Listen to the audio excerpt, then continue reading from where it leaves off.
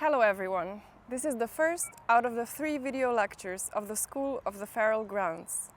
In this first session, we will explore how to treat the planetary condition not only as a scientific, but also as a cultural category.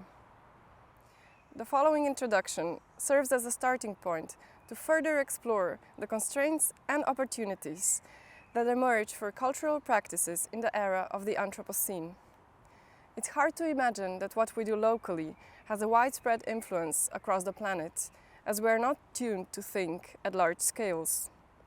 By presenting a set of scientific acknowledgements, concepts, theories, and reflections, as well as creative interventions, this lecture aims to introduce a compact, yet partial perspective of the era in which the capital-driven economies act as geological forces, terraforming the Earth into a place where climate change, species extinction, and non-human invasions call us for our collective action. The lecture is situated in the perspective of Central European design practitioners working for the cultural organization Trajna. Our work involves engagement with invasive species and feral ecosystems such as Chapitre, an 18,000 square meter rewilded construction site located near the city center of Ljubljana, which serves as a co-living laboratory for eco-social practitioners. The study period we took to engage with the topic enabled deepening of our planetary awareness that we're now happy to share with you and reflect upon with our invited guests. When speaking about the planetary scale, we first need to realize that modern technology has made it possible to perceive and monitor the planet Earth from a global perspective, to recognize it as a blue marble spinning in the darkness of the space. Without the satellite imaging technology that produces data for the global human settlement layer, we wouldn't be able to track the landscape changes caused by extreme weather events, resource extraction, urbanization, and migration flows. We rarely think of it this way, but the concept of climate change would not exist without the data or computer modelings. Yet how can we create a meaning around planetary scale phenomena such as global warming and mass extinctions, too large in time and scale to grasp with our existing mental tools? According to philosopher Timothy Morton, such not fully graspable phenomena can be conceptualized as hyper-objects. Since they act beyond human agency and perception, we can't control their effects and direction. Hyper-objects, such as climate change, therefore cannot be treated as a problem that needs solving. Such megastructures with an agency big enough to form and deform our entire planet ask us to embrace uncertainty and give up control, to notice transformations without the reassurance of fully comprehending their correlations and consequences. While climate change as a whole does not appear locally, it has local manifestations that are increasingly being noticed and are a cause of our concern. Paying attention to the damaged landscapes, empty rivers, wildfires, urban trees, and degraded spaces means caring for the shifts and changes despite their unpredictable outcomes. In the context of Crater, the space where we work and learn, several observations have been made, including extreme weather events such as summer droughts and autumn floods, altered seasonal rhythms of the feral vegetation, and the drying out of young trees due to the effects of climate change. As the philosopher Donna Haraway suggests, staying with the trouble and facing these challenges instead of running away from them is the only way to build new pathways towards more livable worlds. Can practices of care for the damaged nature cultures become a starting point for rethinking our engagement on Earth in the 21st century? Can the upcoming shocks and crises bond us in a multi-species making of the new epoch in which humans act as stewards of the Earth others?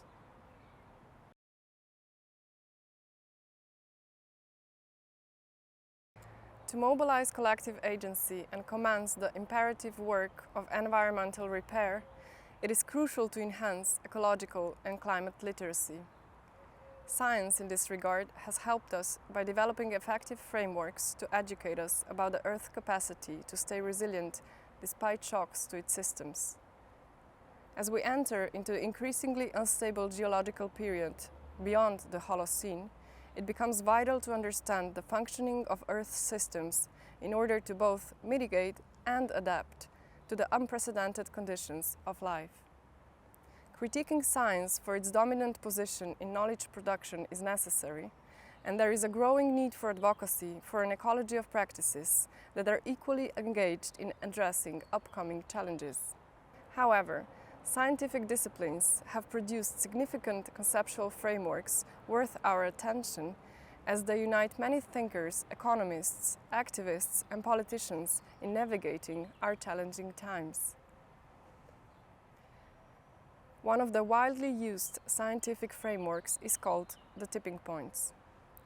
This is a concept introduced by the International Panel of Climate Change, IPCC. Tipping points are defined as a critical threshold at which global or regional climate changes from one stable state to another stable state.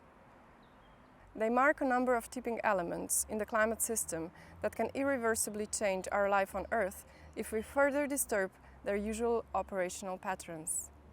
Tipping elements include key ice formations such as Greenland and Antarctic ice sheets, wind systems like West African northern monsoons, major water currents, forests, and marine ecosystems.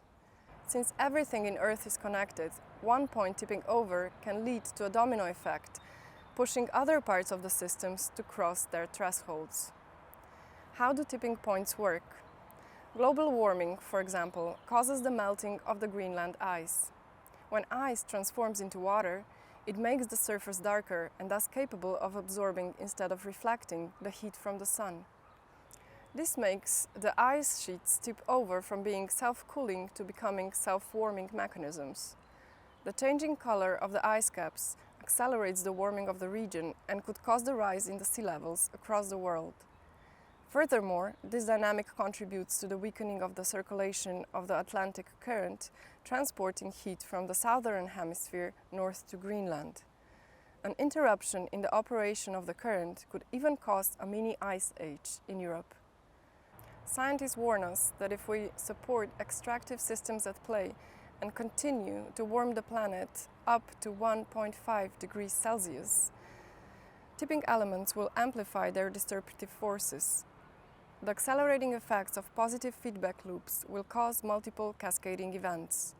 This will lead to further desertification, savanization of the rainforest, mass extinction of species, collapse of food supply systems, a rise in the sea levels, climate migrations, and continuation of the coral bleaching events. To be able to maintain hospitable living conditions on Earth, climate scientists have defined 9 quantitative points that are not to be crossed if we don't want to trigger nonlinear planetary change.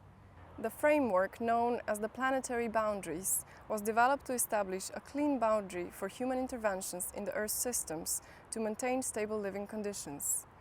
Humanity is already existing out of the safe operating space for at least 5 of the 9 boundaries.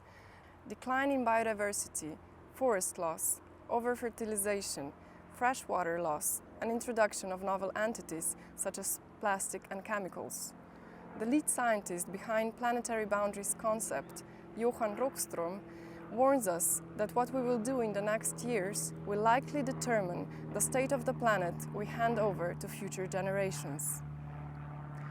The successful management of the ozone boundary serves as an inspiring model that can motivate us to take action. When scientists uncovered the Antarctic ozone hole in the 1980s, they urged politicians to take global political action. As a result, countries worldwide joined forces to establish the Montreal Protocol, an international agreement that prohibited the use of ozone-depleting chemicals in the industry. This effort proved effective in restoring the ozone layer to a safe operating space for humanity. Kate Raworth's concept of the regenerative economies is an adaptation of the Planetary Boundaries framework. Her economic model, shaped like a donut, expands upon the planetary boundaries graph by incorporating an inner layer of social boundaries, such as social equity, health, education, peace, and justice. The city of Amsterdam has taken steps to implement Rowart's forward-thinking proposals in their efforts to establish a sustainable and just economy for the 21st century. For instance, they assessed the construction process of the Beach Island project to minimize harm to the ecosystem. The use of boats powered by low-emission fuel and the adoption of wildlife-friendly foundation-laying techniques were implemented to reduce ecological disruption. Additionally, measures were taken to safeguard citizens against the threat of the rising sea levels.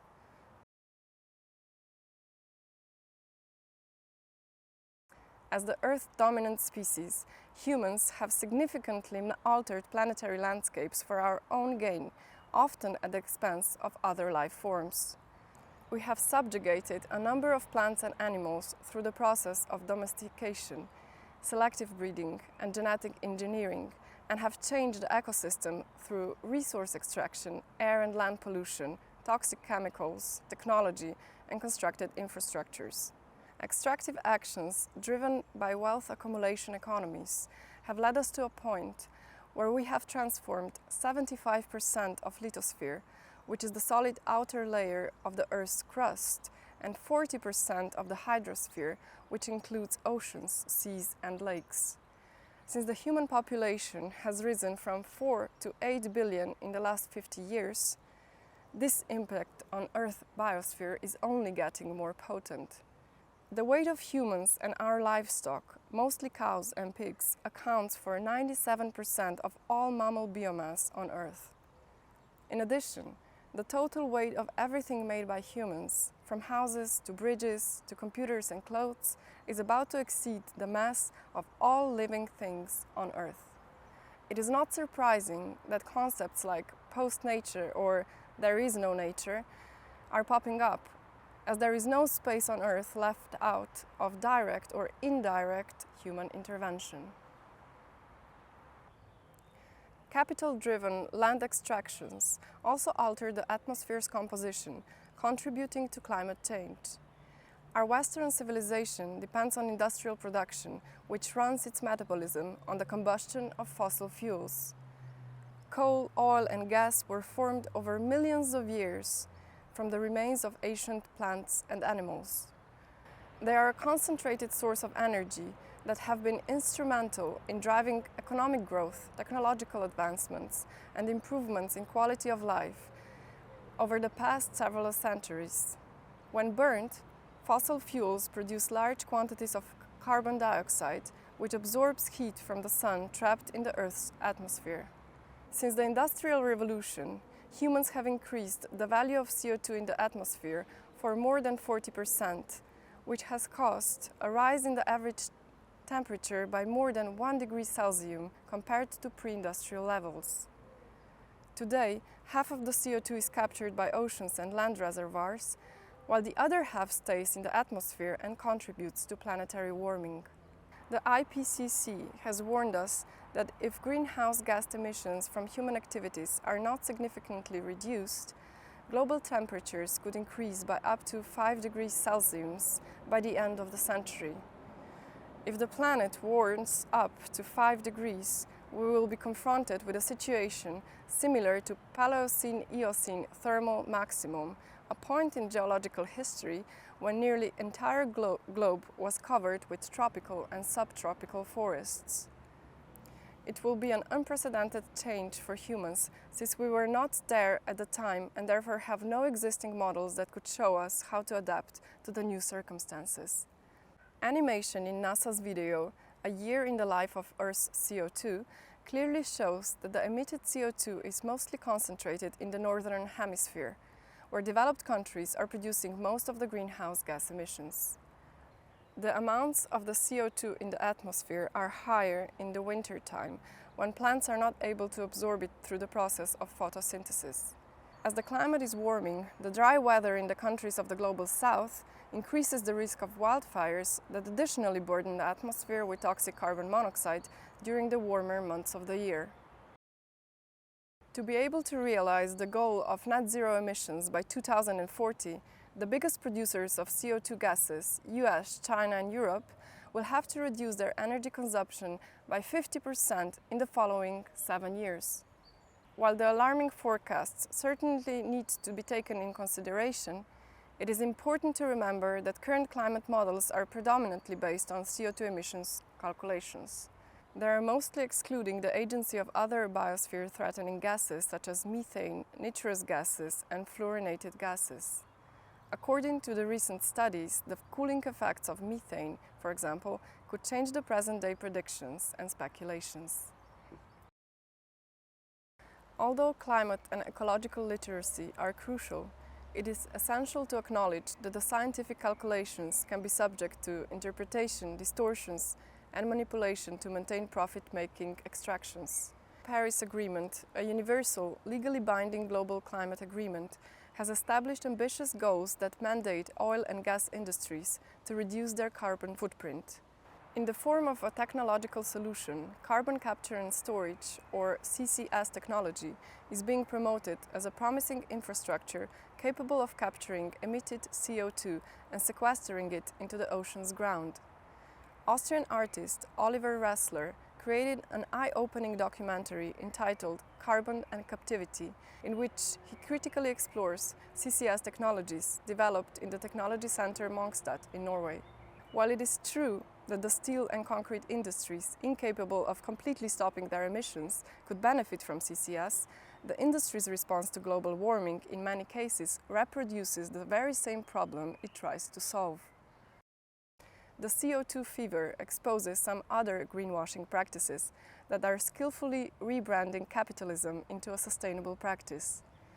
The carbon trading system prolificates a false impression that the change of economy is not necessary.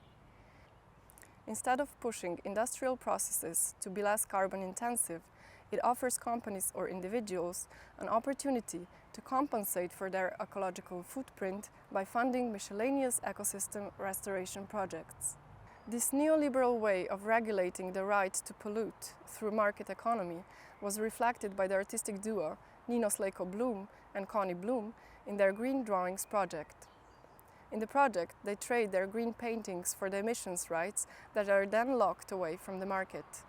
As a sarcastic response to the market governance over emissions, they invite the visitors of the museum to purchase a clear conscience and continue living their carbon-intensive lifestyles without taking responsibility for their impact on the environment. As carbon trading systems did not prove to be even fairly successful in preventing climate change, many environmentalists and scientists believe that we need to turn to the governments instead. The countries of the global north, they think, would urgently need to direct financial flows towards supporting less developed countries in keeping the stewardship of globally important ecosystems thriving on their lands. Apart from climate change, the decline in biodiversity is one of the most violated planetary boundaries today. According to the WWF Living Planet report from 2020, wildlife populations have declined by 70% in the last 50 years. Due to climate change, habitat destruction, pollution, invasive alien species, and over-exploitation of landscapes, the world is currently experiencing a daily extinction rate of 150 to 200 plant and animal species caused by human activities. As a consequence of the systemic destruction of the commons and commoning, capitalism has been able to exploit the ecosystems beyond its limits, leading the main driver of the so-called sixth mass extinction event. To push the governments into banning capitalist-driven agricultural practices at play, the Youth for Climate Justice in Slovenia, for example, organized a mourning ceremony for extinct species. They invited the civil society on a performative march around the city of Ljubljana, while holding the paintings of the species that are no longer among us due to human interventions. Although the decline of the biodiversity has affected Europe the least, it has still dropped by approximately 24% over the last 50 years. Latin America has seen the most severe regional decline, losing 94% of its biodiversity. According to United Nations, the global food system is proven to be the primary driver of biodiversity loss today. To keep the profits running, agricultural giants keep their monocultures alive by using toxic pesticides, fertilizers, fossil fuel machinery, manipulation of the weather patterns, or imported insects to pollinate their plants. This brings us to the question of what Europe's ecosystems would be like if we weren't exploiting other continents to keep our diets diverse and healthy. Take Spain, for example. More than half of Northern Europe's fresh fruits and vegetables are grown in the greenhouses of Almeria, the biggest greenhouses in Europe. The plastic infrastructure that supplies the majority of fresh fruits and vegetables to the European north all year round is massive, so much that it can be seen from space. Almeria is one of the biggest enablers of the Mediterranean vision of healthy, delicious and authentic food, promoted in stylish blogs or recipe books. Its business model, however, stands on thin ethical foundations: exploitation of vulnerable workforce and the environment. The majority of workers in these greenhouses are West African migrants who are forced to work under grueling conditions in 50-degree heat with toxic pesticides and earning low wages because they don't have a residence or work permit. The increasing demand for the out-of-season fresh produce in Europe, such as winter tomatoes and autumn spinach, is leading to the exploitation of workers based on their social status and economic class. But the exploitation extends to the environment as well. Besides the extinction of the original ecosystem, Almeria's landscape does not only suffer from pesticides and waste plastic that poisons the ground, but also from the chemicals that pollute the air and the Mediterranean Sea. Paradoxically, the increasing number of individuals who have adopted plant-based diets has contributed to the growth of the Almerian greenhouses. Almeria is a living example of how capitalist-driven large-scale agriculture threatens the rights of disadvantaged communities and mute landscapes for serving the privileged few. Like many other production systems in the world, it deepens environmental and social inequalities and accelerates the warming of the planet. The manipulations, however, don't stop on the field. The concentration and growing demand in urban areas have triggered the transportation industry to put more pressure on global distribution flows that further endanger ecosystems that are already at risk. Feral trade, a grocery trade system developed by artist Kate Rich, rethinks distribution system in unexpected feral ways. In the project, she sets up a system in which mainstream cargo routes are replaced by travel routes of the artist's social network. The people who are part of the network travel for recreational, commuter or cultural reasons and circulate the groceries such as coffee from El Salvador, couscous from Morocco and olive oil from Spain around the globe. Feral trade exemplifies an alternative to the dominant global production ecosystem. It creates synergies by connecting cultural networks with ecological food products and expands the vision of sustainable food networks beyond local or regional terrains. The Feral Trade Project serves as an example that climate policies should encompass more than just reducing CO2 emissions, and that the preservation of biodiversity should not be measured solely by number of extinct species. Given that humans are integral to transforming Earth's systems, we have to re-evaluate our values, economies, laws and beliefs as active agents in creating livable worlds, in addition to considering scientific acknowledgements. To avoid the influence of market and political forces on scientific research, we must distance ourselves from the narratives that promote the idea of unlimited growth. Examining Anthropocene from not only a spatial but also a historical perspective can provide an insight into the broader notions at play. According to a hypothesis proposed by evolutionary biologist Lynn Margulis, more than 2 billion years ago, cyanobacteria colonized the Earth and transformed its atmosphere. They injected oxygen in the atmosphere, which was previously composed of carbon dioxide, methane and water vapor. This event, which Margulis referred to as oxygen holocaust, resulted in the extinction of all anaerobic life on Earth. Unexpectedly, it also caused an evolution of new multicellular organisms that played the leading role in designing the biosphere, a complex system consisting of a 20-kilometer web of life on the planet's surface. While photosynthesis-capable microbes acted as geological force revolutionizing the conditions of life on Earth during the so-called Great Oxygenation event, humans are now leading the role of redesigning the relations of life and matter on a planetary scale. This age of immense impact and domination of the human species is called the Anthropocene. Although the term Anthropocene is not officially accepted by any international geological organization, it is not a novel phenomenon, nor does it have a sharp point of departure. While there is no universally agreed upon start date for the Anthropocene, there are several proposed markers that could signal the end of the Holocene and the beginning of the Anthropocene. Here are some of the main proposals. Indigenous perspectives on the Anthropocene emphasizes the impact of European colonization of the Americas as the beginning of this era. This event caused a significant shift in the environment, including the reforestation of previously inhabited lands and a reduction in carbon dioxide emissions that led to a small ice age in Europe. The colonizers also introduced new farming practices that transformed landscapes and led to the development of monocultures, which were highly efficient in yield production but caused ecological simplifications. Scholars Donna Haraway and Anna Zink critique these practices as relying on the control and manipulation of plants and the labor of humans to cultivate the land. This is why they propose to call the era the Planetary. Moving forward, the Industrial Revolution and the birth of capitalism marked the second entry for the Anthropocene, with new energy-consuming technologies demanding the burning of fossil fuels and the scaling up of land extraction processes. This resulted in an increasing number of degraded and polluted ecosystems, creating unprecedented ecological developments that are now often referred to as Capitolocene.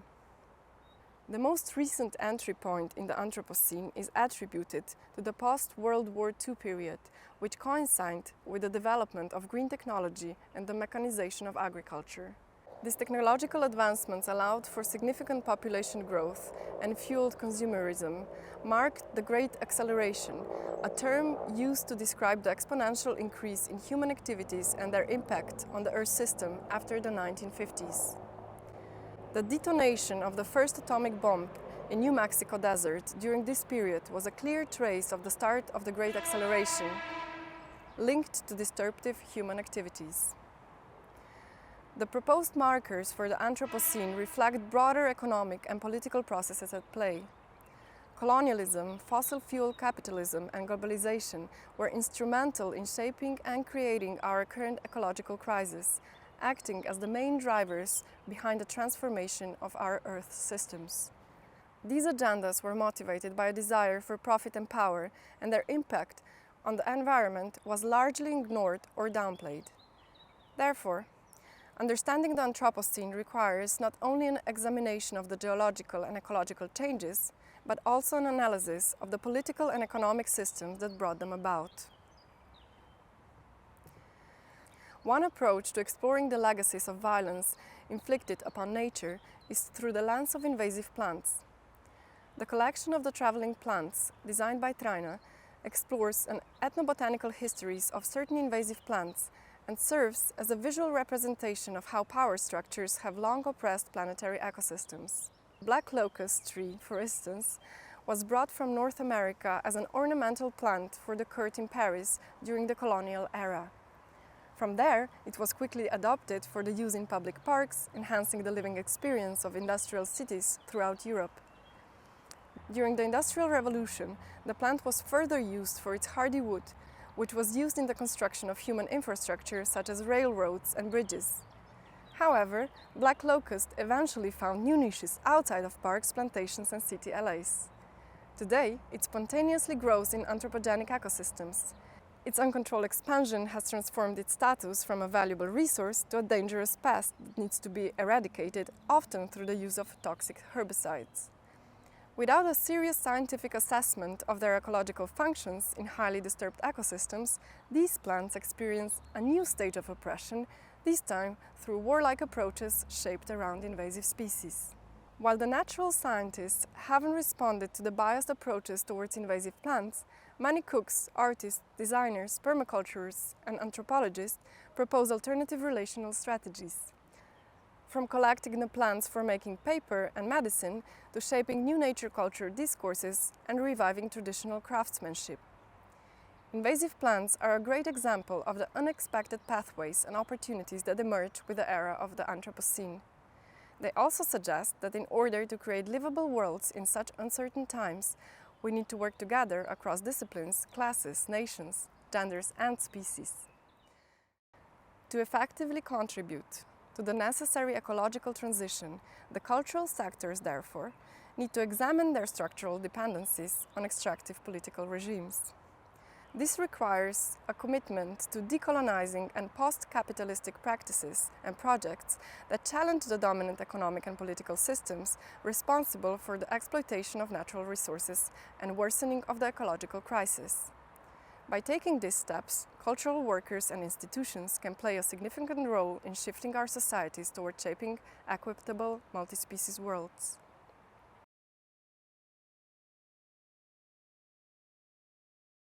Even though scientific frameworks remain the primary means of making convincing arguments in the public discourse, it is essential to acknowledge that scientific disciplines are not distinct from the political, economic, social, and philosophical domains. Instead, they were molded by specific individuals who lived in particular historical moments and advocated for specific worldviews.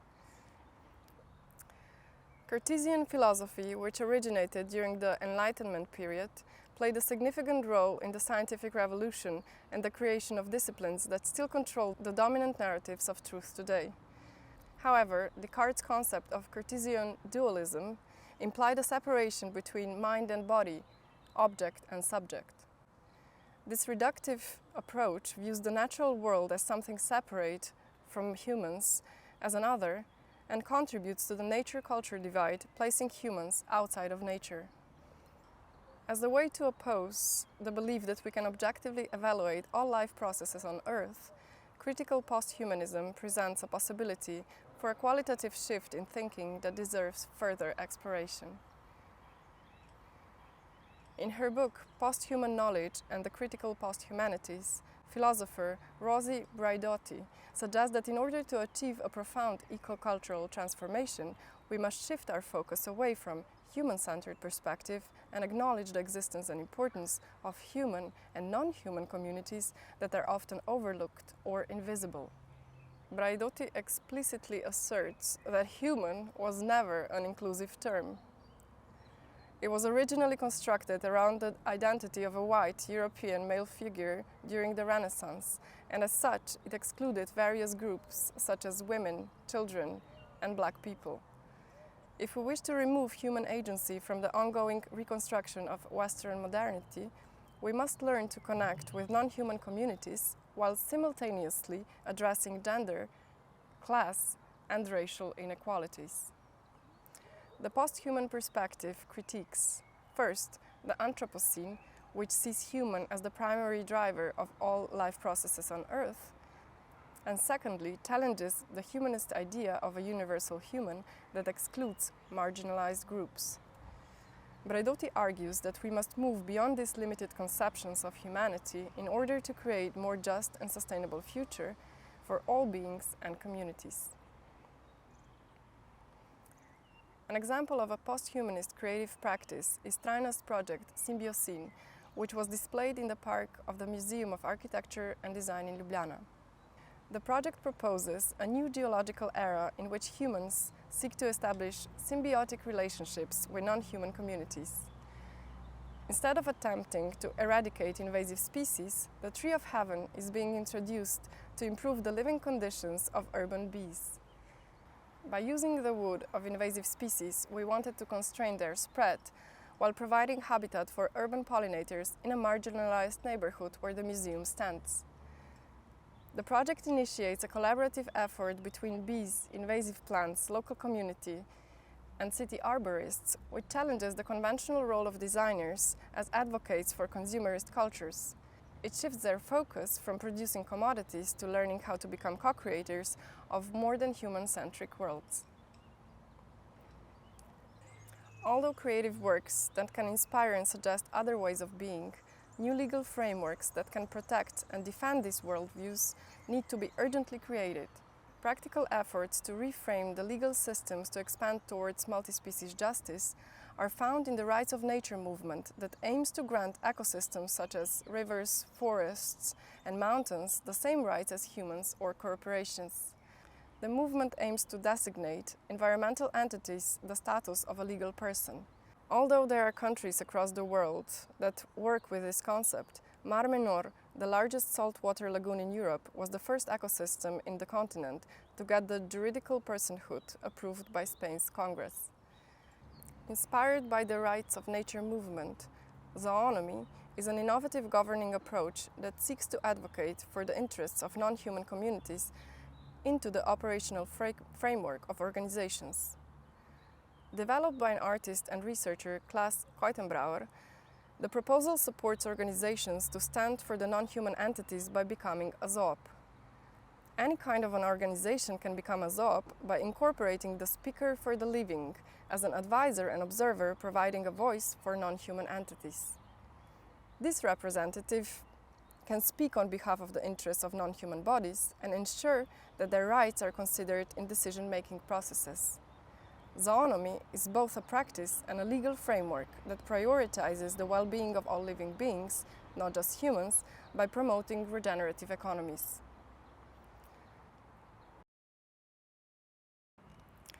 While zoonomy's emphasis on advancing the rights of non-human bodies is crucial, it is also essential to recognize the challenges encountered by many workers across various sectors who are striving for an ecological transition despite their precarity.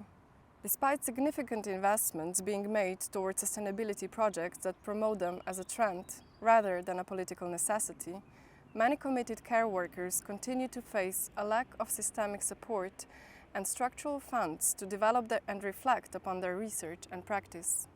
This issue extends to cultural workers as well. Many biennials and other cultural events that address ecological and regenerative themes continue to rely on unpaid labor from invited artists, offering exposure, status, catalogs, and connections as an alternative form of compensation. This puts artists in a difficult position as they must choose between advancing their careers or paying their rents. Such practices perpetuate inequalities in the cultural sector and further entrench the notion that creative labor serves to fulfill artists' passion for creation rather than being recognized as a legitimate form of work. This is why cultural organizations should not limit their efforts towards sustainability to curating ecological narratives or implementing superficial measures, such as using recycled paper or offsetting travel emissions. They should also consider challenging working conditions in the cultural sector, such as competitive funding schemes, project-limited actions, unequal wages, temporary contracts, and funding cuts.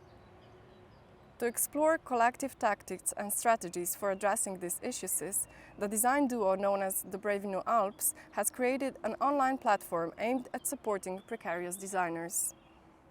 Culture has an important role in leading the transition out of the Anthropocene, and to achieve this, it needs to undergo a slow but persistent transformation of its deep structural undercurrents. This requires asking critical questions about where the cultural sector stands and for whom it really operates. Addressing this difficult yet crucial ethical question demands grounding and positioning first. Landing from the universal space of objectivity into the space of specific location, position, role, and entitlement from which it speaks and acts. To be able to cultivate worldwide alliance with human and non-human others, cultural workers and organizations need to attune to power struggles, inequalities, hierarchies that emerge with the operations of the governing structures around and among them. Such decisions are never clear and simple, the actions are never pure, and solutions are always partial. Leading the way out of the Anthropocene is, after all, a feral practice, a practice of failing, unlearning, rupturing, subverting, while accounting for the other. Documenta 15, curated by the Indonesian collective Ruang Grupa, provides an example of a cultural practice that sought to develop an alternative curational approach. This approach aimed to promote a collaborative model of resource use based on the concept of lumbung. Lumbung refers to a communal building in rural Indonesia where a community's harvest is gathered, stored and distributed according to jointly determined criteria as a pooled resource for the future. The ideas of working together, building resources, and fairly sharing them, which are important aspects of lumbung, were key to how Documenta 15 curated their exhibits and collaborations. These principles shaped everything from how the event was organized and how it presented itself to the public. Acting from a place of solidarity and care within the cultural sector requires a deep examination of the neoliberal entitlements, roles and behaviors that have historically promoted individualism and competition. This includes dismantling the belief that artists are superstars, directors the ultimate decision makers, and curators the sole holders of knowledge. In order to nurture the multi-species reciprocities, it is essential to break down the idea of the self as a closed, complete unit, and instead embrace our interdependence with human and more than human others. If we take a closer look, a multitude of non-human others are already undertaking precarious labor to adapt and mitigate the effects of our changing worlds.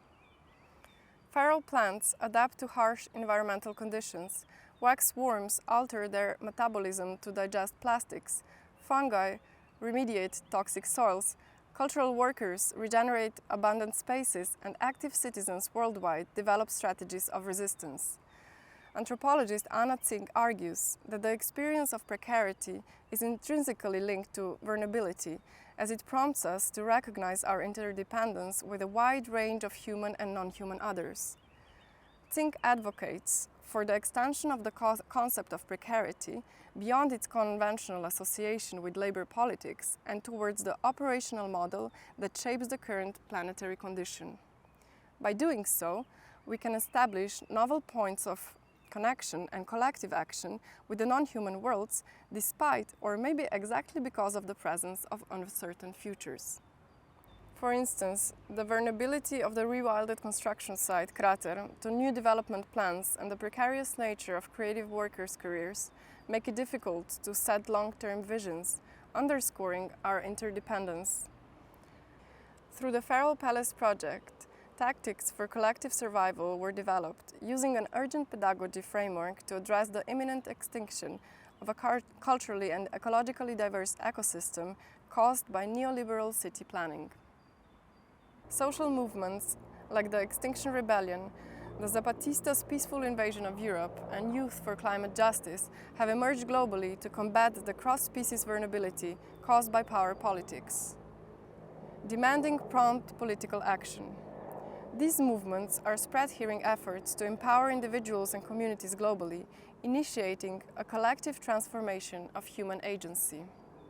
They serve as examples of how in today's globally interconnected yet fragmented nature cultures, we require new corridors for multi-species solidarity and care. By reframing the role of culture from a representational agency towards a revolutionary change-making capacity, we can stimulate new forms of activism, policy-making, advocacy, and intersectoral mediations essential to moving our planet beyond the Anthropocene.